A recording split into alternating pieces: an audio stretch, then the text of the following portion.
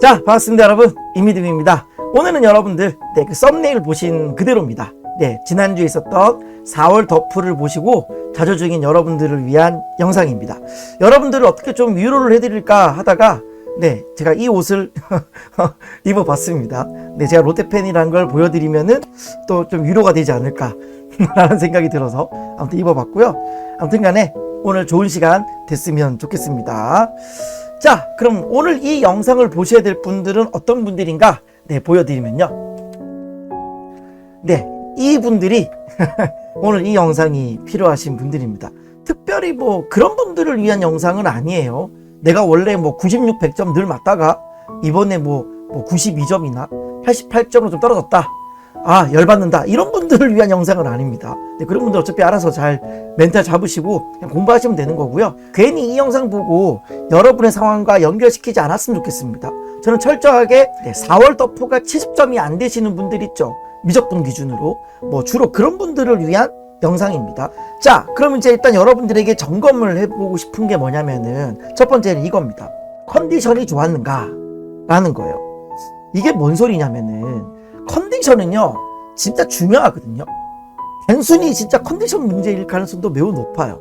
실제로 저도 야구를 좋아하고, 축구도 좋아하고, 다 좋아하지만은, 운동선수가 당일날 컨디션이 되게 안 좋은 거예요. 안 좋아서 성적이 나쁜 그 친구를 앉혀놓고 무엇이 문제였냐를 경기부 내용을 분석한다? 사실 큰 의미는 없는 것 같습니다. 그냥 컨디션이 안 좋았던 거죠. 그래서 그런 건 아니었는가를 좀 생각해 볼 필요성이 있어요. 그걸 내가 어떻게 좀 알 수 있냐면은 이런 겁니다. 시험지를 갖고 왔는데요. 7번부터 계산이 좀 꼬였다. 그러니까 좀 뻑뻑함을 내가 느꼈다. 그리고 8번 계산을 할 때도 한 방에 빡 되지 않고 뭔가 내가 좀 고민하는 흔적이 있었다. 이런 분들. 그리고 9번은 그냥 문제를 읽고 그냥 문제를 풀면 되는 건데 이런 로그 계산이 갑자기 막 잘 안 되고 뻑뻑뻑 됐다. 그럼 컨디션이 안 좋았던 겁니다. 내가 원래 도형 잘 푸는데 그날따라 도형이 진짜 뭐가 잘 안 보이고 막 그랬다. 그러면 약간 컨디션 문제인 걸 수도 있는 거죠. 그러니까 이런 부분들은 그냥 단순히 컨디션이 안 좋은 걸 수도 있다고 생각을 들어요. 그래서 진짜로 여러분이 좋았던 컨디션으로 다시 되돌려서 문제를 풀면은 좀 다른 결과가 나올 수도 있는 거기 때문에 막 여러분들이 심각하게 받아들일 필요는 없는 것 같아요. 그래서 이런 컨디션이 좋았는가를 여러분이 물어보세요. 어쨌든 단순 컨디션 문제일 가능성도 매우 높습니다. 그럼 또 이렇게 질문하시는 분들이 있을 수도 있어요. 야, 컨디션을 잘 유지하는 것도 실력이지 않냐? 맞아요. 이게 진짜 중요해요. 왜 여러분들 프로 선수들 중에서 진짜 베스트 인류 선수들은요, 컨디션을 기가 막히게 잘 조절합니다. 잘 유지를 시켜요. 좋은 어떤 폼을 계속 유지시키는 게 실력인 거죠. 우리가 보통 왜 시험이 다가온다? 그러면 당연히 시험 전날에도 되게 중요하지만 시험을 앞두고 한 일주일 전부터 이걸 유지시키는 게 중요하거든요. 시험 일주일 전부터는 막 지나치게 매운 음식을 피한다든지 혹시나 장 트러블이 있을 수도 있는 거니까 그런 거라든지 잠을 좀 이렇게 잘 조절한다든지 굉장히 중요합니다. 그래서 좋은 베스트 상태로 시험을 보는 게 되게 중요하다라고 하는 거. 여러분들이 아침에 내가 지금 수학 문제를 100분 안에 서류 문제를 빡세게 풀 수 있는 상태가 될 수 있는가를 한번 점검해 보세요. 굉장히 중요합니다. 여러분의 뇌 상태가 아침에 100분 동안 30분을 빡 하고 집중해서 풀 수 있는 스태미너가 딱 유지될 수 있는 상태가 되어야 한다라고 하는 거죠. 그럼 이런 질문을 하시는 분도 있어요. 선생님, 그러면 컨디션을 어떻게 좋게 만들 방법은 없나요? 있죠. 제가 저희 반 학생들에게 항상 하는 얘기가 있거든요. 뭐냐면은 제발 여러분 오전에는 제발 좀 인강을 보지 마세요. 그리고 문제를 푸세요. 웬만하면. 그러니까 아침 8시 한 반쯤 되면은 비문학 지문이나 문학작품 지문이나 어쨌든 국어 문제를 풀겠죠? 그리고 한 10시 반쯤 됐을 때는 10시 반부터 12시 반까지 최소 2시간 정도는 매일같이 여러분 문제를 좀 푸는 걸 제가 추천해 드립니다. 왜냐하면 모르는 문제를 보고 분석을 하고 강의를 보고 정리를 하는 거는 저녁에 해도 된다라는 거죠. 하루에 수학 공부 한 4시간 정도 한다고 치면은 2시간 정도는 본인이 푸는 거에 좀 집중을 해보세요. 그렇다고 너무 어려운 문제를 풀면 또 풀다가 또 막히는 일이 발생하는 거니까 오전 타이밍은 웬만하면은 내가 10개 풀면 7개, 8개는 맞출 수 있는 수준의 문제. 본인이 더 잘 알겠죠? 본인의 수준에 맞춰서 내가 10개를 풀면 충분히 7, 8개를 풀 수 있는 문제를 풀고 걔를 좀 스피드하게 빨리빨리 푸는 훈련을 매일매일 하시기 바랍니다. 그렇게 좀 준비가 돼 있는 상태에서 내가 시험을 봤을 때 뭐 성적이 뭔가 안 나오면은 그러면 이게 뭐가 문제인지 좀 분석할 수 있지 않을까 싶어요. 자, 그 다음에 또 제가 이런 질문을 좀 해보고 싶습니다. 여러분의 문제 푸는 순서는 괜찮았나? 라고 하는 거죠. 그게 무슨 말이냐면은 제가 여러분 시험지를 보면서 설명을 드려볼게요. 자, 아마 이 영상을 보시는 분들의 대부분이 첫 번째 브레이크가 일찍 온다라는 겁니다. 그게 무슨 말이냐면 시험이 땡 하고 전체는 100분인데 한 10분 지점에 벌써 위기가 시작된다라고 하는 거죠. 어떤 사람은 진짜로 앞에 막 이런 8번 계산하면서 한번 뻑뻑뻑뻑 될 수도 있는 거고, 진짜 어떤 분들은 이 9번 문제 풀면서도 뻑뻑할 수 있어요. 낯설게 느낄 수 있다는 말이죠. 그 다음에 대부분의 학생들은 아마 이 11번에서 첫 번째 브레이크가 왔을 거예요. 난 낯설거든요. 뭘 해야 될지 잘 모르겠거든요. 그 다음에 이제 11번이 잘 안 돼가지고 건너떴겠죠? 12번으로. 그 다음에 이제 12번을 이제 풀어서 이제 어느 정도 감을 잡으면 괜찮은 건데, 이것도 마찬가지. 그냥 이게 기울기의 곱이 -1이다 이렇게 가버리면 이게 쉽지 않아요. 이 기울기가 1이고 이 기울기가 -1인 걸 아는 게 중요한 건데, 그냥 또 막 곱해서 -1이다로 집착하다 보면 또 이게 또 빡빡하고 안 될 수 있잖아요. 그리고 나서 이제 13번으로 넘어갔을 때 과연 이게 되겠느냐라고 하는 거죠. 그렇죠. 도형이라고 하는 거는 대부분의 학생들이 도형을 보는 행동 강령이라는 게 잘 없어요. 특히나 이 영상을 보고 계시는 분들. 그러니까 여러분들은 도형을 문제를 풀 때 내가 어떤 순서대로 딱 보겠다는 그런 정해진 게 없다고요. 그러니까 굉장히 본인의 그날의 컨디션이라는 게 되게 중요한 건데, 내가 만약에 앞에 12, 11부터 막 계속 막혔어. 그러면 차라리 이거를 조금 13번에서 버벅댈 게 아니라 재빠르게 빨리 일단은 16번으로 이렇게 가서 빨리 이제 워밍업을 빨리 해가지고 다시 16, 17, 18 이렇게 푸는 게 좀 더 저는 낫다고 생각하거든요. 18, 19 이렇게 풀다가 이제 20번, 21 해보고, 만약에 이제 20도 잘 안 보인다, 뭔가 좀 이렇게 뻑뻑뻑뻑하다. 왜냐면 이 영상을 보시는 대부분의 수험생들은 이 20번 문제도 어떻게 푸냐면은 분모가 0이니까 분자가 0이니까 이게 0이거나 이게 0이거나, 분모가 0이면 분자가 0이니까 이게 0이거나 이게 0이거나 해가지고, 이게 0이거나 이거는 두 가지 케이스, 여기도 0, 0 두 가지 케이스, 도대체 막 네 가지 케이스 막 나온단 말이에요. 그러니까 이런 분들의 특징이 이런 거예요. 종합적으로 뭔가 무너져 있는 분들. 그러니까 이런 분들이 빨리 이제 순서를 잘 짜가지고 100분이나 시간을 잘 써도 모자랄 판에 막 1번부터 풀고 있다. 내가 문제를 푸는 정확한 순서가 없다. 그래서 막 11번 막히면 12, 12 막히면 13, 그리고 13이 안 되는데 14가 되겠어요? 보통 뭐 그런 분들이 저는 도형보다 함수가 편해요. 뭐 그럴 수 있겠죠. 그럴 수 있는데 제가 서두에 말씀드렸잖아요. 어쨌든 4월 더프가 70점이 안 되시는 분들을 위한 영상이라고요. 어쨌든 간에 이 영상 자체가. 그러니까 그런 분들 입장에서는 13이 안 되는데 14가 된다? 쉽지가 않아. 그래서 차라리 문제 푸는 순서가 좀 잘 짜져 있으면 좋겠다. 특히나 이번 시험 어땠습니까? 차라리 미적분으로 먼저 가가지고, 물론 확률통계도 마찬가지. 확률통계도 되게 쉬웠잖아요. 확통부터 먼저 푸는 게 훨 낫죠. 확통이 뭐 어려울 게 뭐가 있었어요. 26번 뭐 쉬웠죠? 27번도 할만했잖아요. 28번이 물론 제일 어려웠고, 딱 얘를 넘기는 순간 제일 쉬운 29번이 나오잖아요. 그러니까 차라리 확률통계 먼저 푸는 게 낫고 미적분을 먼저 푸는 게 낫습니다. 뭐 제가 기하를 언급 안 해서 죄송하긴 한데, 아무튼 미적분도 23, 24, 25 쉬웠잖아요. 네, 26번도 쉬웠고 27번이 약간 계산이 있긴 했으나 그냥 도산전기 쓰면 되는 거니까. 물론 이제 여러분이 저처럼 이렇게 푸는 거를 원하지는 않아요. 아직까지 이 상태에서 얘 전체를 완전 제곱식 하겠다까지는 뭐 모를 수 있어. 그걸 내가 배워가야 되는 부분인 거야. 근데 그렇지만 12분의 7 파이를 내가 계산을 못한다, 그런 분은 없잖아요. 이건 뭐 그냥 계산을 하면 되는 거니까 12분의 3 파이 더하기 10분의 4 파이 하면 되잖아. 그렇잖아요. 3분의 파이랑 4분의 파이 더하면 되는 건데, 그쵸?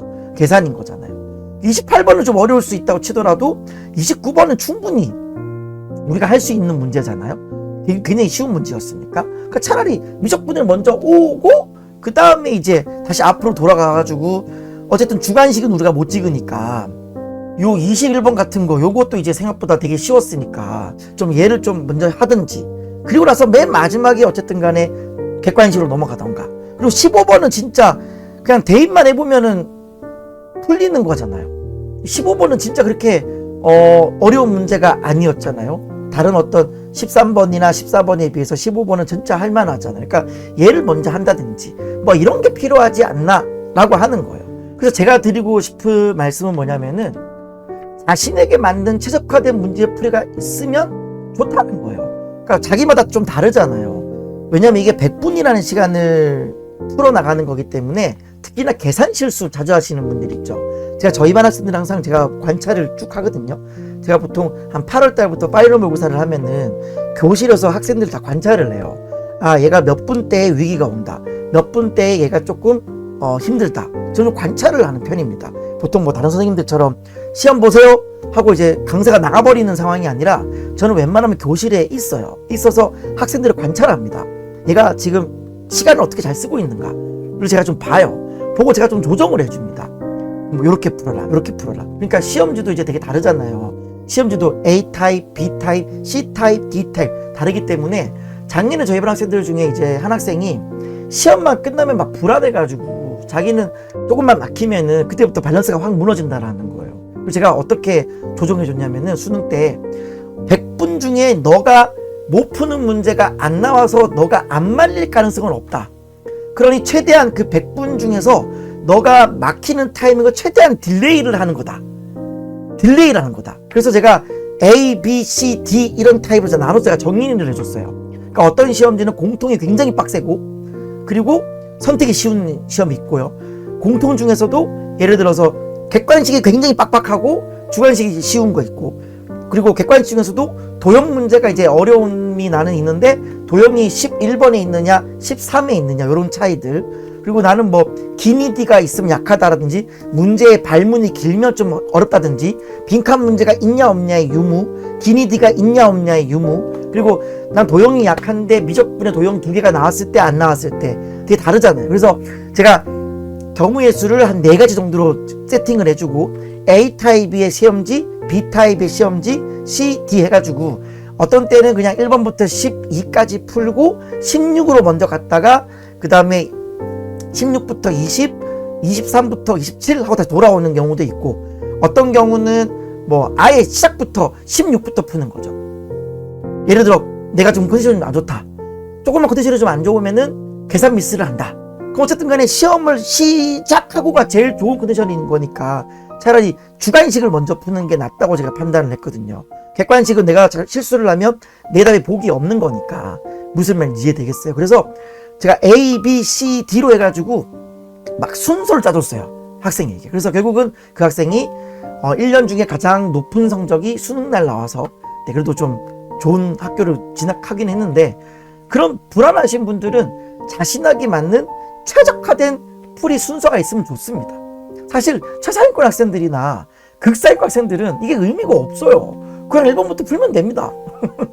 안 막히니까 그냥 풀면 되는 거지. 근데 이제 3, 4등급 왔다 갔다 하시는 분들이 좀 터져가지고 2등급 노린다 이렇게 되면은 좀 웬만하면 이런 게 있으면 좋습니다. 자, 근데요, 그거는요 많은 시험을 통해서 길러지는 거예요. 그러니까 지금 급한 게 아니야. 그러니까 무슨 말인지 아세요? 그게 약점이라 생각하시는 분들은 그냥 한 8월 달부터 8월, 9월, 10월 해가지고 계속 많은 시험을 통해서 나한테 맞는 순서가 뭔지 찾아 나가면 되는 겁니다. 근데 지금 4월이잖아요. 4월 달에 지금 그걸 하겠다? 내가 그것 때문에 시험 못 봤다? 그건 아니라는 거죠. 어쨌든 그런 것들은 내가 시간이 지나면서 길러지는 것이기 때문에 당장 급한 거는 아니라는 생각이 들고요. 조금씩 내가 좋아질 거라고 하는 그런 생각을 반드시 하셨으면 좋겠습니다. 무슨 말인지 아셨죠? 그래서 컨디션이 좋았는가? 내가 문제 푸는 순서는 괜찮았나? 이런 것들을 좀 한번 생각을 해보시고, 그 다음에 이제 여러분이 생각하셔야 될 게 뭐냐면은 나의 개념 상태는 괜찮은가? 라는 거예요. 무슨 말이냐면은 여러분, 알고 있는 것과 시험에서 발휘하는 건 정말 다르거든요. 그게 무슨 말이냐면은 예를 들어 볼게요. 여러분, 그 11번 같은 게 안 되시는 분들 잘못 생각해 보세요. 여러분의 문제는 각변환을 못해서입니까? 각변환이 안 돼서 이 문제를 틀렸다고 생각하세요? 각변환 할 줄 압니다. 할 줄 아는데 어떤 타이밍에 어떻게 하겠다, 이게 정립이 안 된 걸 수도 있어요. 그리고 무엇보다 중요한 거, 이게 안 되는 거죠. 이쪽에 있는 얘를 그대로 두고 얘로 나누죠. 나눠버리면 뭐가 나와요? 마이너스 사인분의 코사인인 거니까 탄젠트 5분의 파이 분의 1 이렇게 되죠. 이렇게 되죠. 이렇게 됐을 때에 얘랑 얘랑 관계식을 세팅할 때 탄젠트라고 하는 게 더해서 90도가 되어지면 서로 역수다라는 그 개념이 없어서 이게 세팅을 못하는 거잖아요. 이게 무슨 말인지 아시겠어요? 우리가 왜 특히 삼각함수 같은 경우는 여러분 개념 정리를 간단하게 해버리잖아요. 그럼 진짜 할 게 없어요. 예를 들어 나 각변환 할 줄 아냐? 사인 그래프 그릴 줄 아냐? 뭐 주기 코사인 움직임 내가 할 줄 아냐? 이런 걸 내가 개념으로 따지기 시작하면은 할 게 없지. 금방 하지.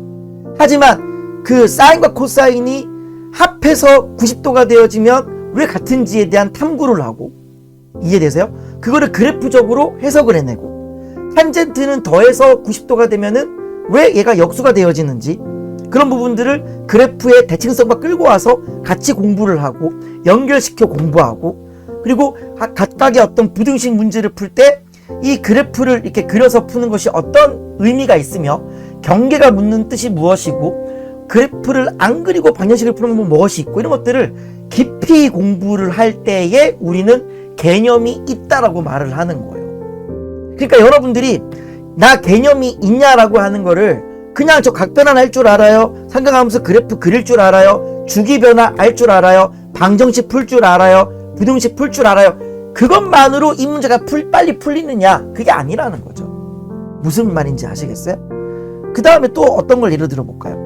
14번 같은 거를 예를 들어볼까요? 14번은 어쨌든 간에 좀 어려운 문제잖아요. 정적분으로 정의된 함수가 되어지고 문제의 조건들을 다 만족시켜주는 걸 딱 한순간 찾는 거잖아요. 일단 여러분들이 이런 어떤 상황을 보고 얘네 둘이 합해서 K가 되어지는 거니까 Y는 2분의 K 대칭이다. 난 이걸 몰랐다. 그러면 그냥 공부를 하면 됩니다. 이해되세요? 그러니까 그런 걸 모르면 그 문제가 안 돼. 그냥 공부를 하면 되는 거니까. 여기 있는 이 넓이랑 여기 있는 이 넓이랑 같을 때가 2차 함수가 이게 길이 B가 1대2다. 내가 이런 걸 몰랐다. 그걸 몰라서 내가 빨리 못 풀었다. 그런 거는 뭐 크게 문제가 안 됩니다. 어쨌든 지금부터 배우면 되잖아. 이런 어떤 테크닉들은 그냥 배우면 되는 거야. 근데 문제는 내가 테크닉도 다 알고 이게 1대2인지도 알고 있고 이 넓이 공식도 6분의 알고 있고 그 값도 내가 나름 뭐 알고 있는 것 같은데 나는 이 문제를 못 풀어? 그럼 이제 그게 두 가지거든요. 첫 번째는 문제 해석력. 지문만 조금만 길어지면 내가 어찌할지 몰라서 연결을 계속 못 시킨다든지, 밑에 있는 이 그림을 풀면서도 위에 있는 이게 G0이 0이었다는 걸 자꾸 까먹고 있다든지, 혹은 이런 것들이 이제 문제 풀 때 자꾸 미스가 나면서 못 푸는 것도 있는데, 대부분의 제가 관찰해본 학생들의 특징은 뭐냐면은 개념이 꽉 잡혀 있진 않아요. 꽉! 무슨 말인지 알겠어요? 그냥 알고는 있어. 각각의 개념에 대해서 물어보면 알고는 있어. 근데 이게 알고 있는 것과 시험장에서 발휘된 건 정말 다른 문제거든요. 그러니까 어떤 개념이 내 거 되는, 요즘 말로 뭐라 하냐면 보통 이제 체화된다라는 말을 하잖아요. 그런 게 이제 안 돼 있다라고 하는 거예요. 또 한 가지 더 예를 들어볼까요? 20번 같은 거를 볼까요? 이런 게 이제 진짜 개념으로 푸는 거거든요. 보통 이 영상을 보시면 제가 계속 강조를 드리고 있습니다만은 이 영상은 어쨌든 4월 덕후 70점 이하를 위한 영상입니다. 근데 이걸 보고 지금 분모가 0이면 분자 0이니까 이게 0, 이게 0 두 가지, 이것도 두 가지, 총 네 가지 케이스인데 뭐 어떻게 해야 되냐? 이게 0, 이게 0 한 가지 해보고 이게 0, 이거 0 한 가지, 이거 언제 다 하고 있냐? 이건 진짜 개념이 없는 거예요. 그러니까 여러분들이 극한을 이해할 때 그냥 분모가 0이면 분자가 0이다, 그냥 너무 가볍게 받아들이는 거죠. 거기에 대한 깊은 탐구를 막 해본 적이 없기 때문에 그런 일이 발생하는 거예요. 극한이 존재한다라고 하는 것 자체가 어쨌든 간에 좌극한 우극한이 같아야 된다라는 거거든요. 분명히 극한 처음 배울 때 자극한 우극한에 대한 개념을 배워요. 배우는데 대부분 학생들은 이제 거기에 대한 걸 이제 잊어버려요. 왜냐하면 대부분이 좌우극한 같게 되거든. 그냥 소거해버리면 남는 거 그냥 집어넣어버리면 함수값이 극한으로 가버리는 거니까 그냥 거기에 익숙한 나머지 좌우극한이 다를 때의 케이스, 이런 절대값이 나오는 이런 케이스에서 여기에 인수를 가졌을 때 생기는 그런 것들을 빠르게 캐치를 못한다라고 하는 거죠. 그러니까 진짜 개념이 있는 학생들은 얘를 보자마자 절대값은 0을 가질 수가 없어. 왜? 풀마 차이 나기 때문에 극한이 있을 수가 없지. 그렇다고 얘가 중근 가지거나 3중근 가져버리면 극한 0이니까 얘가 될 수가 없어 라는 걸 바로 아는 거죠. 그래서 이 문제 딱 읽었을 때 왜 여기 있는 이 지문에 0이 아닌 상수라는 이 멘트가 왜 있는지를 그냥 아는 거예요. 아는 거. 이게 개념이 문제에 발휘되는 순간이 되어지는 거거든요. 그래서 지금 시점에 여러분들이 자신의 정확한 개념 상태를 한번 점검해 보는 것이 매우 중요합니다. 이걸 내가 어떻게 점검을 할까? 제가 예를 들어 드릴게요. 수능에 필요한 개념은 교과서적인 개념이 있고요. 실전 개념, 그러니까 테크닉 같은 개념이 있어요. 그리고 고난도 문제를 풀기 위한 개념이 있어요. 그러니까 고난도 문제를 풀기 위한 개념이라고 하는 건 예를 들어 덫이라는 그리는 방법이라든지 절대값을 좀 끌어올려서 좀 새롭게 좀 빨리 해석하는 방법이라든지 이런 걸 얘기하는 거고 비율 관계나 이런 것들 얘기하는 거죠. 어쨌든 간에 지금은 제가 어쨌든 여러분께 전해드리고 싶은 말씀은 뭐냐면은 여러분의 그 교과서적인 개념, 그 개념 상태를 어떻게 점검하면 되는 건지를 설명을 드려 볼게요. 자, 보세요. 예를 들어 프라임이 양수면 F는 증가하죠. 이거 모르는 사람이 없죠. 그러니까 프라임이 양수면 F는 왜 증가하는 거를 여러분이 누군가한테 설명을 한다고 생각해봐요. 근데 아마 이 영상을 보시는 대부분의 수험생들은 어쨌든 4월 덮프가 70이 안 되시는 분들이 이 영상을 대부분 볼 테니까 그분들 입장에서 야, 프라임이 양수면 F는 왜 증가해? 라고 했을 때 보통 어떻게 설명하냐면 프라임이 양수면 접선의 기울기가 양수이기 때문에 접선의 기울기가 양수되려면 F는 그냥 증가해야 돼요. 그냥 이러고 말아요. 틀린 말은 아닌데 본인이 과외 선생이 돼가지고 누군가의 학생을 그렇게 가르치고 이해를 시킨다 했을 때 과연 학생이 완벽하게 이해를 하겠느냐라는 거죠. 접선의 기울기가 양수면 F는 증가한다. 이게 지금 받아들여질 거라고 생각하세요? 여러분들이 그렇게 알고 있는 상태는 미분이라고 하는 걸 여러 번 배웠기 때문에 그게 한두 번 배운 게 아니잖아요. 여러 경험을 통해서 다져지다 보니까 그냥 이제 그냥 인지가 되는 거죠. 프라임이 양수면 접선의 기울기 양수니까 F는 그냥 증가하나 보다 이렇게. 자, 근데 잘 보세요. 개념을 어떻게 공부하는 거냐면 일단 교과서에 나오는 증명을 공부를 하셔야 됩니다. 당연히 이제 이제 4월 달인데 그걸 하라고 드리는 말씀은 아니에요. 어쨌든 간에 1월 1, 2월에 했어야 되는 거예요. 보통 F'이 양수면 F는 증가한다는 걸 뭘 통해서 증명하냐면은 바로 평균값 정리 가지고 증명합니다. 이게 지금 뭔 소리냐 하시는 분들은 교과서를 찾아보세요. 교과서에 나옵니다. 그걸 가지고 정확하게 프라임이 양수면 F가 증가하는 걸 증명해냅니다. 자, 근데 그러고 난 다음에 다시 내 걸로 만드는 작업이 있을 거 아니에요. 맞아요? 교과서는 그렇게 증명을 하지만 내 걸로 만드는 작업이 필요합니다. 그때 어떻게 작업을 하시면 되냐면 프라임이라고 하는 거는 접선의 기울기의 뜻도 있지만 미분계수의 뜻도 있고 순간 변화율의 뜻도 있다. 그러면 이 순간 변화율적인 걸로 내가 해석을 한다면 순간적인 변화율이 양수란 뜻이에요. 순간적인 변화, 뭔가 변화가 되는 이율, 변화가 되는 비율이 양수가 된다라는 말은 F가 증가한단 말이에요, 감소한단 말이에요? 증가한단 말이죠. 아, 순간 변화율이 양수란 말은 순간적으로 내가 증가하려는 거구나. 그렇게 이해를 하면 되는 거지. 무슨 말인지 이해되세요? 이해되세요? 그렇게 이해를 해나가는 겁니다. 접선의 기울기가 양수면 F가 증가한다라는 그 말보다는 어쩌면 순간 변화율이 양수면 F가 증가한다가 더 확 와닿을걸요? 그렇게 내 걸로 만들어내는 겁니다. 그 다음에 이제 또 어떻게 하시면 되냐면은 이거랑 비슷한 개념을 연결시켜줘야 돼요. 보자. 프라임이 양수면 F가 증가한다. 이거랑 비슷한 게 뭐가 있냐면 보세요. 보통 이제 특히나 미적분 하시는 분들한테 제가 2'이 양수면 어떻게 되냐고 물어보면 대부분의 수험생들이 아래로 불러 이렇게 얘기한단 말이에요. 이게 외운 거지 사실은. 2'이 양수면 F는 아래로 불러이다. 사실 이 두 개가 연결이 돼요? 그냥 외운 거 아니에요? 아니 방금 전까지 프라임이 양수면 F가 증가한다며 그렇게 공부를 해놓고 왜 2'이 양수면 프라임이 증가한다라는 말은 왜 안 나오냐라는 거죠. 무슨 말인지 이해되시겠어요? 두 번 미분해서 양수면 프라임이 증가한다는 말이 나와야 돼요. 프라임이 증가한다는 말은 이제 또 뭘 쓰면 되냐면 접선의 기울기가 증가한다 이렇게 가는 거죠. 그럼 접선의 기울기가 증가한다라고 가버리면은 그럼 이제 이거 아래로 블록이구나 이렇게 연결이 되는 거예요. 무슨 말인지 아시겠죠? 또한 이건 또 이제 미적분 내용이니까 더 설명하진 않을게요. 또 뭐가 있냐면 우리가 왜 속도가 속도 미분법 가면은 위치함수 미분하면 속도잖아요. 속도가 양이면 양의 방향 오른쪽으로 움직인다 이렇게 외우잖아요 애들이. 마찬가지죠. 속도라고 하는 건 위치를 미분한 거잖아. 그러니까 프라임인 거잖아. 프라임이 양수가 된다라는 말은 누가 증가한다는 거예요. 그 원함수 미분하기 전 상태의 원함수가 증가한다는 얘기인 거니까 위치 미분하면 속도라면서요. 그럼 속도가 양수면 위치가 증가할 거 아니에요. 어쨌든 수투라고 하는 운동은 1차원 운동이니까 상하 운동 아니면은 좌우 운동이 되어지는 거니까 위치가 증가한다라는 말은 양의 방향으로 움직이는 거지. 이렇게 이해를 해나가는 겁니다. 그게 내 개념 상태가 잘 돼 있냐를 내가 설명할 수 있는 게 되게 중요하다라는 거예요. 무에서 유를 만드는 게 개념인 거지. 여러분의 필기 노트나 개념서 눈으로 보면서 맞아 나 이거 알아 패스 그 다음에 뭐 개념서에 있는 예제 유제 풀으면서 동그라미 이게 개념을 점검하는 게 결코 아니라는 말을 제가 전해드리고 싶어요. 그래서 본인의 상태를 점검해 보세요. 내가 어떤 상태를 설명할 수 있는가.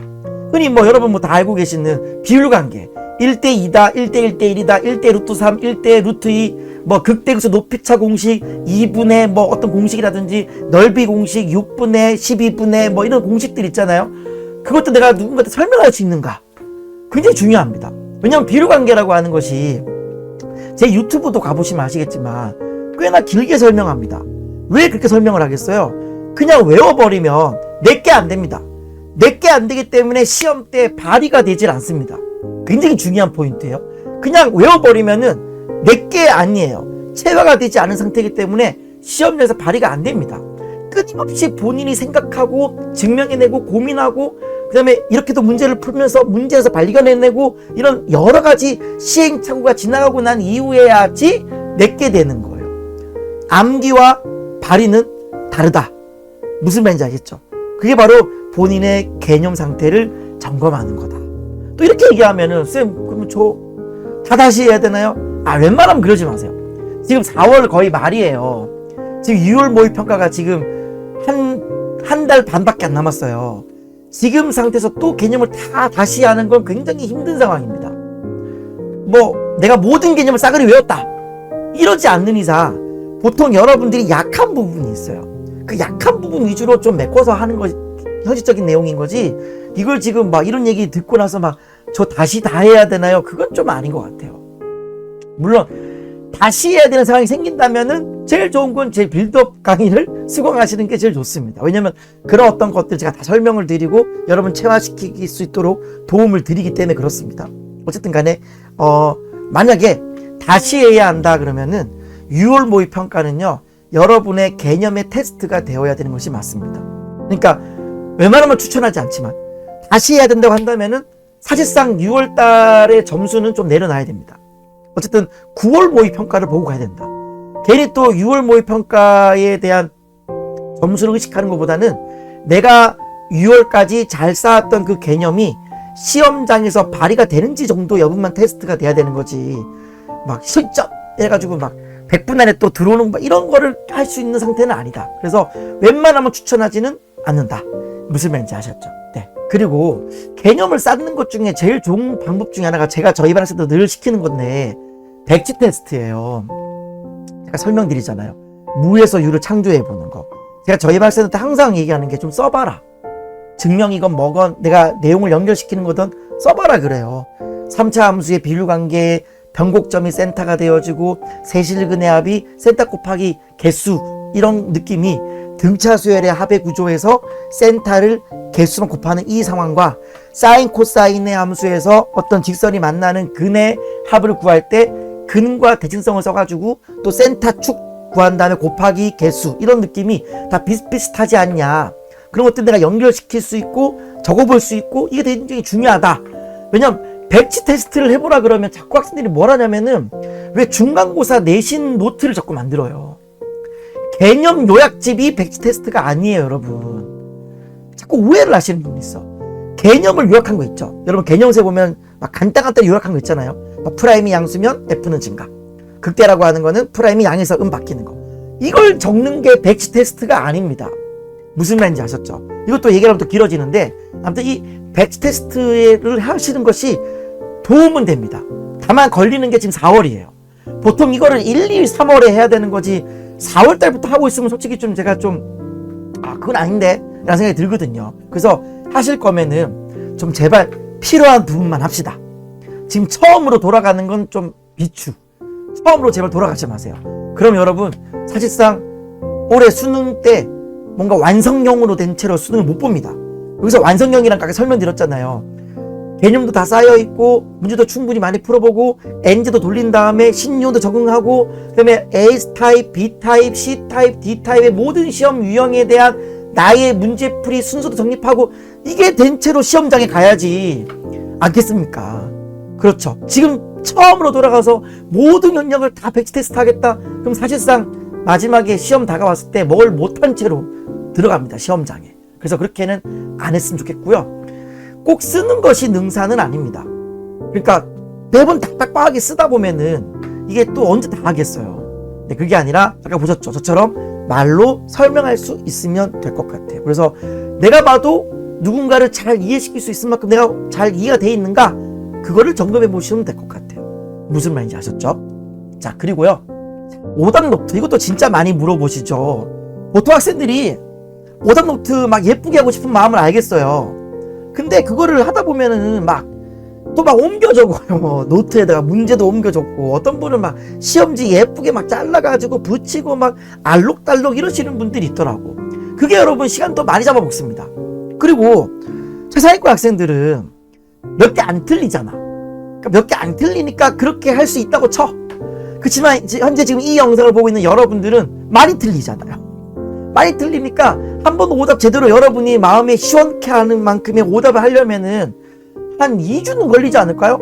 왜냐면 한 개 잘라서 붙여놓고 또 개념 적고 막 문제풀이 적고 막 이해하고 그러면 여러분 원래 짜놨던 커리큘럼 언제 하시려고 그래요? 그렇게 하지 않았으면 좋겠어요. 그래서 오답 노트는 노트에 적으면서 하는 건 제가 결단코 추천하지 않습니다. 왜냐면 많이 오래 걸려요. 생각보다 비효율적입니다. 우리가 오답 노트를 하는 이유는 시험 당시의 생각의 과정, 여러분이 어떻게 접근을 해서 좀 못 풀었다든지 내가 이런 걸 어떻게 개선을 해야 되겠다라고 하는 걸 정확하게 알아가는 게 핵심이에요. 그래서 그거를 일일이 노트에 적다 보면은 시험 당시에 내가 어떻게 생각했는지 그 흔적을 보기가 쉽지가 않아요. 그래서 제가 추천하는 방법은 이겁니다. 사진을 찍으세요. 그 시험지에 그 상태 그대로 거기다가 빨간 글씨로 적는 거예요. 이때 내가 뭐 계산 미스했다. 이때 내가 문제를 이 포인트를 늦게 봤다. 늦게 깨달았다. 요 말에 대한 해석을 하지 못했다. 이게 무슨 말인지를 의미를 파악하지 못했다. 이런 것들을 잘 적어놓는 겁니다. 그리고 걔를 그냥 사진을 찍어요. 찍고 그 상태 그대로 폴더별로 저장합니다. 폴더 어떤 폴더는 보면은 계산 미스 모음, 도형이 안 보였던 폴더, 내가 문제를 잘못 해석했던 것들, 착각했던 것들 모음, 그리고 막 고난도 문제 모음, 그리고 뭐 수열 파트 15번 문제 뭐 모음. 그렇죠? 그렇게 막 모아놓는 거예요. 모아놓으면 나중에 이게 언제 빛을 발휘하냐면 수능이 임박했을 때 발휘합니다. 엄청난 무기가 돼서 와요. 실제로 수능이 한 3주 남잖아요. 그러면 딱히 할 게 없어. 맨날 실무 보는 것도 하루 이틀이지. 실무를 봤는데 또 점수가 안 나오면 스트레스만 받거든요. 그러면 수능이 임박하잖아요. 그러면 본인이 사진을 찍었던 그 사진들을 하나씩 이렇게 보는 거죠. 보면 그때 내가 이런 걸 틀렸었구나. 그때 보면 되게 웃길 때도 있어요.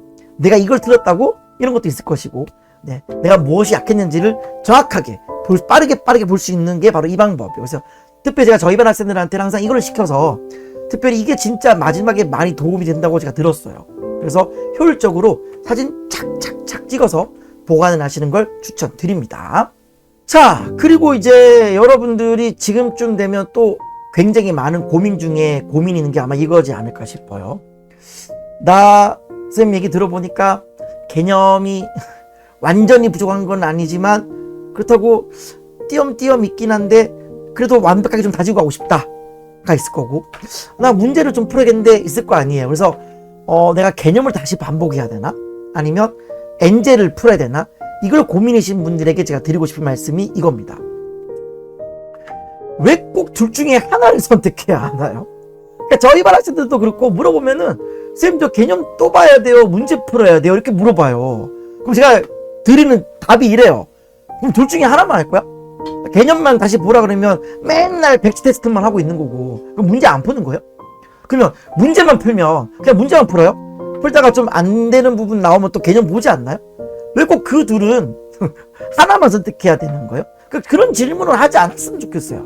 그냥 이 둘은 그냥 같이 가는 겁니다. 대신에 어디에 좀 더 비중을 두느냐의 문제겠죠. 예를 들어 내가 개념을 좀 다시 보는 거에 7, 엔제풀의 3이다. 그러면 개념을 좀 더 많이 보면서 적절히 중간중간에 엔제 풀면서 좀 이제 내가 좀 잘하고 있는지를 점검하고, 물론 이제 그냥 엔제가 섞여 있는 경우는 좀 어려울 수 있는데, 제가 이제 5월달부터 하고 있는 수능 테마 특강 이런 거 같은 경우는 테마별로 엔제를 푼단 말이에요. 그럼 이제 그 테마별로 내가 공부를 쭉 하고 개념 다시 쌓고 나면은 그 테마에 있는 엔제를 풀면서 아, 내가 좀 좋아지고 있구나를 느끼면 되는 거잖아요. 그렇죠. 그러니까 이 둘은 그냥 같이 가는 거다. 그러니까 꼭 둘 중에 하나만 선택해야 될 필요는 없다라는 말씀을 드리고 싶고요. 그리고 필요하다면 기출도 다시 보는 자세가 필요합니다. 항상 이 모든 게 개념, 기출, 엔제 이 셋은 같이 가는 게 더 좋습니다. 뭐 무자르듯이 개념할 때 개념만 딱, 기출은 또 기출만 막 그 다음에 뭐 엔제 이건 아니에요. 같이 유기적으로 같이 보는 게 중요하다. 어떤 파트는 엔제가 많이 없는 부분도 있어요. 무슨 말인지 아세요?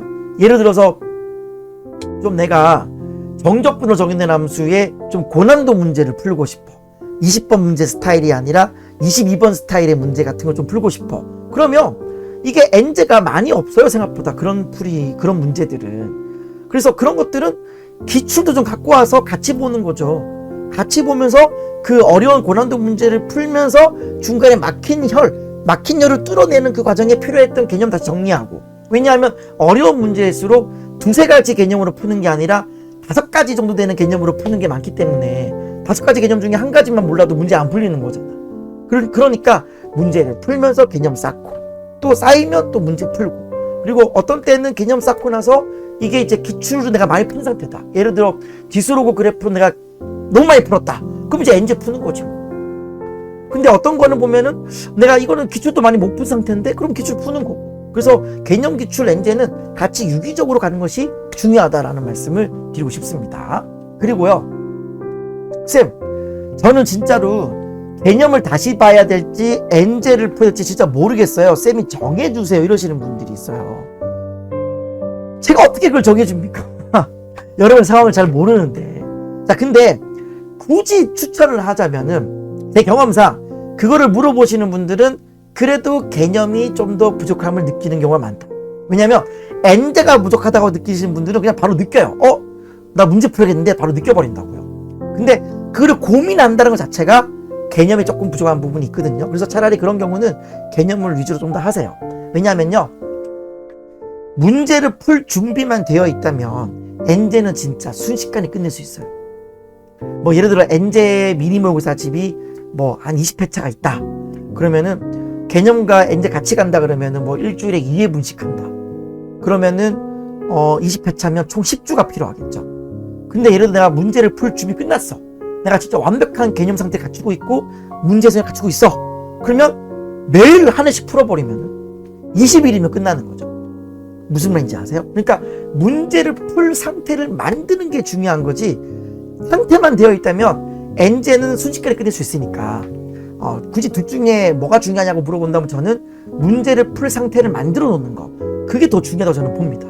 문제를 반복적으로 계속 풀면서 틀린 거 또 틀리고 또 틀리고 또 틀리고 막 반복적으로 하는 거는 어찌 보면은 그런 분들만 돼요. 내가 10개 풀면 1개 틀리는데 그 1개가 똑같은 것만 틀린다. 이런 거는 이제 가능해. 근데 10개 풀면 5개 틀리는데 얘도 맨날 틀리고 얘도 맨날 틀리고 뭐 이렇게 해서 반복적으로 한다? 제가 볼 땐 그것보다는 그냥 전체적인 상태에서 개념과 기출을 다시 한번 점검을 하는 것이 중요하다고 저는 봐집니다. 자, 그럼 이제 6월 모의평가까지 이제 한 달 반 정도 남았는데 내가 지금 뭘 해야 되냐 라고 하시는 분들을 위해서 제가 소스를 좀 드릴게요. 자주 나오는 유형 꼭 정복을 하십시오. 그러니까 우리가 문제를 풀다 보면은 누구나 아는 유형이 있죠. 얘는 무조건 나와 라고 하는 그런 부분이 있잖아요. 뭐 예를 들면은 지수로감수 그래프의 도형 문제, 혹은 대칭성 쓰는 문제, 그리고 사인 코사인 도형 문제, 그리고 삼각함수 그래프 대칭성 쓰는 문제, 그리고 수열 파트 15번 나열하면서 추론하는 문제, 그리고 넓이 구하는 문제, 이런 것들, 그리고 속도, 가속도, 그 거리와 적분하는 이런 문제들 있죠. 이런 것들. 그러니까 늘 나오는 게 있어요. 그리고 뭐 정적분으로 정의된 함수. 그 2021년 6월 모의평가, 2022, 2023, 3년 연속으로 6월 모의평가 20번에 나왔던 정적분으로 정의된 함수, 이런 것들은 항상 나오는 거잖아. 그 나오는 것들은 무조건 정복을 해야 됩니다. 그러니까 거기에 필요한 개념, 빠른 풀이, 여러 가지 해법, 그 다음에 문제 출제의 의도, 이런 것도 다 정복이 돼 있어야 되는 거예요. 그러니까 여러분이 푼 풀이만 가지고 공부를 할 게 아니라 분명히 문제의 출제 의도가 있어요. 그거를 깨닫고 공부를 같이 하는 겁니다. 그리고 어떻게 하면 좀 더 빨리 풀 수 있는가를 고민해 보세요. 어떻게 딱 첫 줄을 적어야 될 것인가, 어디가 포인트인가, 이런 것들은 꼭 여러분이 공부를 하셔야 되는 거지. 시간이 오래 걸려서 풀었는데 동그라미야. 그리고 그냥 답지를 봤어. 근데 동그라미. 오케이. 그리고 넘어가면 안 됩니다. 무슨 말인지 아셨죠? 맞춰도 빠르게 맞춰야 된다. 다시요. 누구나 아는 수능에 나오는 평범한 유형들은 무조건 빠르게 맞춰주는 게 중요하다. 그래야 고난도 문제나 신유형 문제를 차분하게 읽고 풀 수 있는 시간이 확보된다라는 말씀 전해드리고 싶고요. 뭐 예를 들어 한 가지만 더 설명을 드려볼게요. 뭐 간단한 계산 문제인데 19번 다 아시죠? 뭐 여기 있는 A 0부터 6까지 적분하면 0이 다 끝이에요. 이렇게 적분하면 되는 거죠. 근데 이걸 제가 이제 어떻게 여러분들 풀어드리냐면은 이렇게 풀어드립니다. 마이너스 3만큼 평행이동 해가지고 위끝 아래끝 부호반대 만들어서 홀수차 다 날려버리고 0부터 3까지 2배 한 다음에 짝수랑 상수만 가지고 적분을 해내거든요. 물론 이렇게 푸나 그냥 쭉 푸나 뭐 큰 차이가 없어.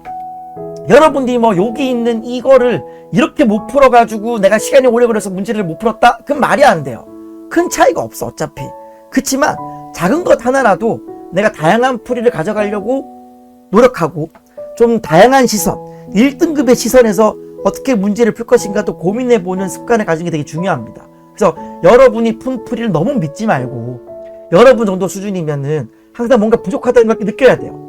내가 잘 풀었구나 막 으쓱할 때가 아니라 하나라도 더 배우는 심정으로 공부를 했으면 좋겠다라는 말씀을 드리고 싶습니다. 자, 마지막으로 제가 항상 여러분께 드리고 싶은 말씀은 뭐냐면은 기출들을 모아서 푸는 것을 넘어서 분석하세요. 그러니까 기출들을 잘 모아서 풉니다. 근데 그냥 풀고 동그라미 세모로 그냥 끝나버려. 기출들은요 분석을 하셔야 돼요. 왜냐면은 자주 나오는 유형이 있잖아요. 그 자주 나오는 유형은요 결국 또 나온다고요. 나오는데 어떻게든 기존의 출제와는 다르게 내야 되잖아요. 같은 유형인데 여러분이 낯설게 느끼게끔 출제를 해야 되잖아요. 그러니까 분석을 해야 되는 거죠. 아, 이 문제가 해가 바뀔수록 조건들을 이렇게 바꾸는구나. 이 조건을 이렇게 넣은 이유는 이거구나. 분석을 하셔야 돼요. 아, 이 문제 풀이에서 풀이가 3가지 정도 되지만 만약에 이 조건을 가려버리면은 이 풀이가 여기에 써먹을 수 없구나. 이 풀이는 이런 상황일 때만 써먹을 수 있구나. 분석을 해야 되는 거죠. 그게 공부입니다. 그걸 여러분이 하셔야 되는 거지. 이게 지금 만약에 뭐 9월달이다 10월달이다 그럼 이제 막 빨리 풀고 막 이렇게 하는 게 중요한 거긴 한데 지금 4월달이잖아요. 그러니까 핵심적인 유형들 주요 사전 문항 같은 경우는 기출을 모아서 풀 때 그냥 푸는 것을 넘어서 분석하는 걸 여러분께 추천드리겠습니다. 자, 그리고요 또 한 가지 제가 설명드리고 싶은 게 뭐냐면은 이게 되게 중요해요. 어쨌든 이 영상을 보시는 분들은 사실 지금 완성형인 단계가 아니잖아요. 지금 답답해서 이 영상을 보시는 거잖아요. 그러면은 제발 좀 부탁인데요. 욕심을 내지 말고요. 6월달 이후에 할 걸 남기자라는 거예요. 아니 뭐 지금 6월 모의평가를 바라보고 열심히 뛰고 있는 건 맞는데 6월 달에 뭐 점수가 안 나오면 그럼 어떻게 할 거예요? 6월 달에 뭐 망하면은 뭐 또 모든 걸 던져버릴 거예요? 그러니까 6월 달까지 해야 될 일이 있고 6월 달 이후에 또 할 게 있어요. 물론 지금 4월 덕후 같은 그런 시험도 96, 100 맞는 친구들은 딱히 없어. 그냥 지금처럼 하면 돼. 그냥 멘탈 관리만 잘 해도 돼요. 그렇지만 지금 이 영상을 보시는 분들은 할 게 많은데 지금 6월 목표까지 시간이 한 달 반밖에 안 남았어. 그러면 6월 때까지 해야 될 거를 집중적으로 뭔가를 해야 되는 거지. 이런 걸 하시면 안 돼요. 신유형에 대한 학습을 고민하지 마세요. 그거는 여러분 6월 달 이후에도 괜찮아요. 그러니까 개념이 잘 쌓여 있고 기출 분석이 잘 돼 있는 상태에서 6월 모고를 봤는데 어쨌든 6월 모고가 뭐 작년 수능보다 높게 나왔어. 그러면 그냥 괜찮은 거예요. 그냥 신유형 학습은 6월 달 이후에도 괜찮다라는 거죠. 지금부터 벌써 내가 문제를 내가 봤더니 신유형이 나왔을 때 당황해가지고 시험 망쳤어. 아 진짜 그런 것 같아요. 여러분의 시험이 망한 이유가 신유형에 대한 대처법이 안 돼서 그 점수가 났다고 느끼는 거예요? 저는 제가 봤을 때 그렇진 않을걸요. 그냥 뭔가 컨디션이라든지 문제 푸는 순서 확립이라든지 개념을 알고 있는 걸 적용시키지 못해서 뭔가 꼬인다든지 본인이 스스로 무덤을 파가지고 장애물을 만든 다음에 거기 빠져가지고 허덕이지 못해서 망한 거지. 특정 신유형이 내가 당황해가지고 뭔가 안 됐다? 그러지는 않을걸요. 그러니까 6월달까지는 그냥 개념, 기출, 그리고 좀 적당히 본인 약한 부분에 대한 기출 분석과 엔제 정도만 하시면 되는 거지 막 신유형을 찾아서 막 다니거나 강남역 교보문고를 가셔가지고 막 뒤진다던가 각종 커뮤니티를 뒤져가지고 무슨 책이 좋나요? 이렇게 필요는 없다라는 거예요. 또 하나, 문제 푸는 순서 확립도 이 이후에 하는 겁니다. 지금 여러분이 지금 뭐 벌써부터 A타입의 시험지, B타입의 시험지, 각각의 시험지별로 푸는 순서가 어떻게 짜를까? 이거를 할 때가 아니에요. 굳이 한다면 뭐 이런 거지 뭐. 빨리 막히면 최대한 내가 풀 수 있는 걸로 간다. 이 정도는 내가 할 수 있다고 쳐. 근데 막 디테일하게 어떤 때는 이렇게, 어떤 때는 이렇게. 그걸 언제 하고 있습니까? 그걸 하려면요 많은 실무를 쳐봐야 돼요.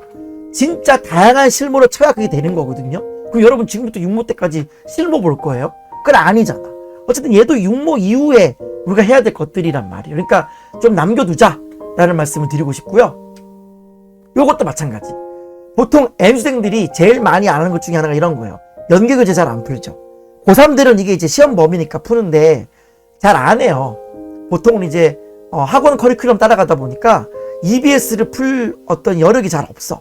그 다음에 본인이 뭐가 약한 거, 약점 체크, 혹은 늘 나오는데 그것만 공부하는 거지. 예를 들어서 이번 미적분 같은 경우도 마찬가지예요.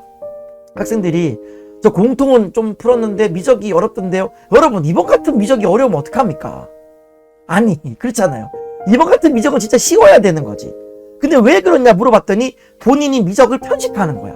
항상 이제 시험에 나오는 것들 있잖아요. 그런 주제들 위주로 뭐 등비급수 도형, 3도급 근사, 그 다음에 뭐 여러 가지 미분법 활용, 그 다음에 그래프 응용 이런 것들만 막 하다 보니까 그냥 사소한 그냥 등비수열 극한, 극한의 정의, 그리고 덧셈 정리 물어보고 급수, 함수 찾는 거 그럼 못하는 거지. 그러니까 너무 오랜만에 나오는 주제들은 또 못해 애들이. 그러니까 예를 들어 지수로그 함수 그래프 같은 경우도 맨날 첫날 도형 문제만 풀다 보니까 가끔씩 뭐 최대화 최소 묻는 문제를 내거나 이러면 좀 당황하는 거지.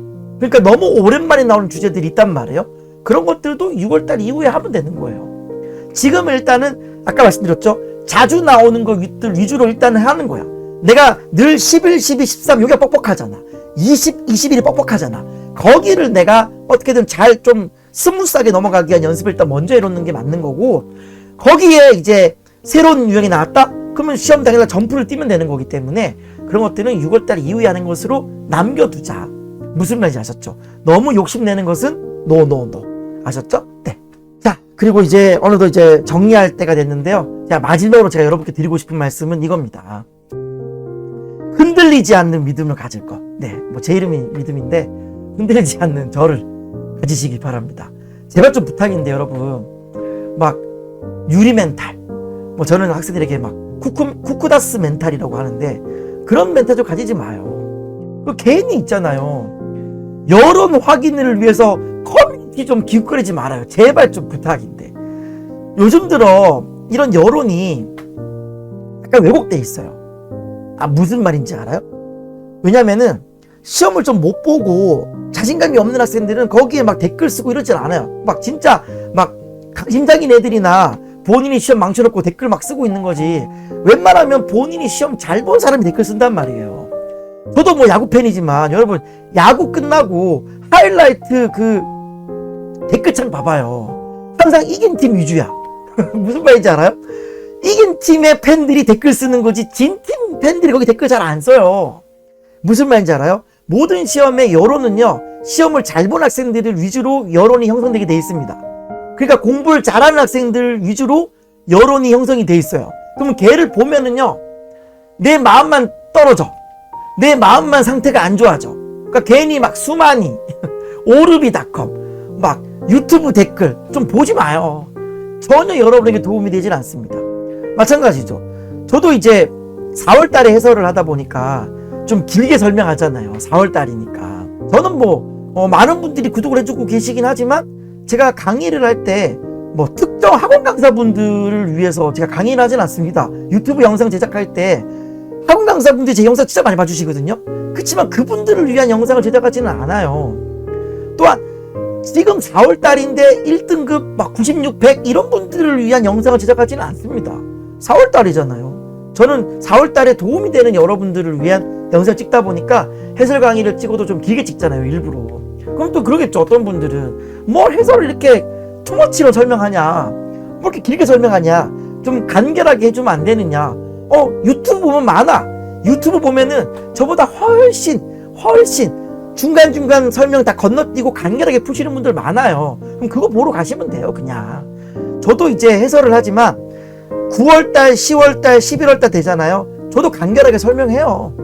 어쨌든 저는 수험생의 입장에서 저희 반 학생들을 위해서 영상을 찍고 그걸 공유하는 거기 때문에 4월달은 4월달에 맞는 해설을 하는 거고, 10월 되면 10월달에 맞는 해설을 하는 거고, 이제 11월달에 같은 덕후 이런 거는 정말 거의 설명 안 해고 그냥 바로바로 풀어버려요. 저도 좀 영상이 길어지는 이유는 여러 가지 풀이를 보여주려다 보니까 길어지는 것일 뿐 설명 잘 안 한단 말이에요. 여러 댓글들이 있습니다.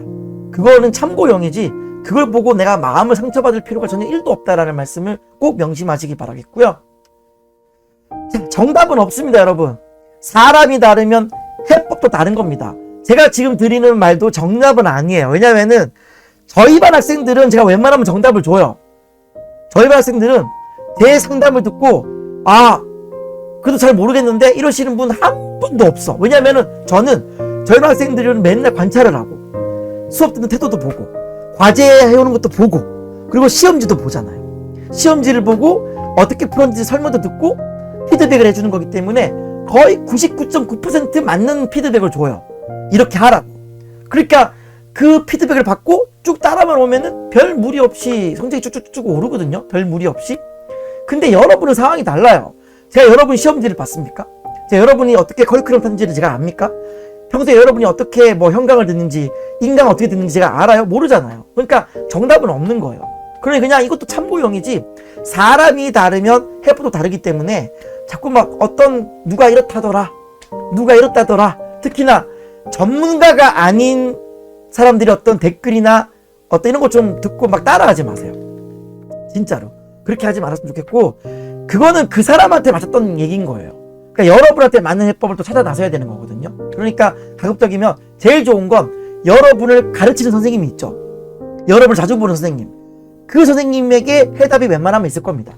그럼에도 불구하고 나는 선생님 상담 받았는데도 잘 모르겠다. 물론 그러면 안 되는데, 그러신 분이 있다면 이제 제가 드리는 말도 그냥 참고만 여러분이 했으면 좋겠다라고 하는 거고요.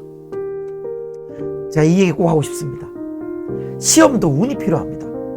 내가 예를 들어서 남아있는 한 달 반 동안 진짜 열심히 했는데 진짜 시험 운이 지진도 안 따를 수도 있어요. 그날따라 컨디션이 안 좋았다든지, 혹은 국어를 망했다든지, 혹은 내가 공부를 좀 이거는 6월달 이후에 해야지 하고 넘겼던 게 와장창 나온다든지, 이런 거 있잖아. 내가 좀 계산 미스했는데 그게 보기에 있거나, 그래서 진짜 시험 운이 없구나, 찍는 족족 다 피해가는 거. 이런 거. 그런 거는 여러분, 우리의 영역이 아닙니다. 진짜 우리의 영역이 아니에요. 그러니까 우리가 할 수 있는 걸 최선을 다해놓고 결과를 기다리는 거죠. 그러니까 저 같은 강사들이 항상 매년 가지는 게 뭐냐면은, 와, 쟤는 진짜 열심히 했고, 최선을 다했고, 나도 최선을 다해 피드백을 했고, 성적도 쫙 올랐는데, 맨 마지막에 수능을 망쳐오는 애들이 가끔씩 있어요. 물론 많지는 않죠. 가끔씩 있어요. 있는데 그걸 딱 보면은 느껴요. 와, 이게 시험 운이라는 게 진짜 있구나. 그러니까 예를 들어 이런 거잖아요. 내가 국어를 진짜 잘해. 어떻게 나오든 나는 국어 웬만하면 만점이야. 그리고 나는 수학을 조금 못해. 근데 난 미적분이야. 근데 수학으로 최대한 이제 메꿔야 되는 상황이야. 그러면 그런 분들은 2019 수능을 봤어야 돼요. 2019 수능 때 국어 만점자가 표준 점수 150점이었거든. 그때는 이제 막 수학이 3등급이 나와도 국어 만점으로 모든 걸 케어하던 시절이니까 그게 또 되잖아. 그러니까 이게 시험도 운이라는 게 있어요. 없는 게 아니야. 내가 수학을 잘해. 수학 정말 잘하는데 그날따라 수학이 좀 쉽게 나왔어. 그럼 운이 없는 거지. 맞잖아요. 최고의 베스트는 내가 정말 잘하는 과목이 좀 어렵게 나와서 나는 잘 보고 다른 사람 못 보고, 내가 진짜 못하는 과목이 그래도 조금은 할만하게 나와서 내가 좀 높은 등급이 나오고, 뭐 이렇게 돼야 시험 운이 따르는 거지 않겠습니까? 그 시험 운도 필요하고, 뭐 정시 모집에 뭐 원서 접수에 운도 필요하고, 모든 게 다 운이 필요해요. 그걸 부정하는 게 아닙니다. 근데 그게 우리의 영역이 아니잖아요. 그렇잖아요. 이게 순리의 어떤 영역이잖아요. 그러니까 그건 우리가 할 수 없는 거니까, 할 수 없는 건 냅두고 우리가 할 수 있는 거 위주로 열심히 하자고요. 무슨 말인지 아셨죠? 자, 그래서요, 여러분은 할 수 있습니다. 여러분은 할 수 있고요. 6월 모의평가까지 이제 한 달 반도 채 남지 않았는데, 이 시간을 여러분의 시간으로 만들 수 있고요. 6월 모의평가 때 충분히 여러분이 나 이제 좀 자신감이 붙은 것 같아 라고 할 수 있을 만큼 최선을 다하시기 바라겠습니다. 하루에 수학 공부 최소한 4시간 하십시오. 특히나 환율통계 친구들 안 하는 거 알고 있습니다. 매일매일 4시간씩 해야 되는데 안 하시는 거 알고 있거든요. 최선을 다해서 최소한 하루에 수학 공부 4시간은 해 주시길 바래요. 그렇게 하시고, 여러분에게 필요한 것들이 있다면 뭐든지 하시길 바라겠습니다.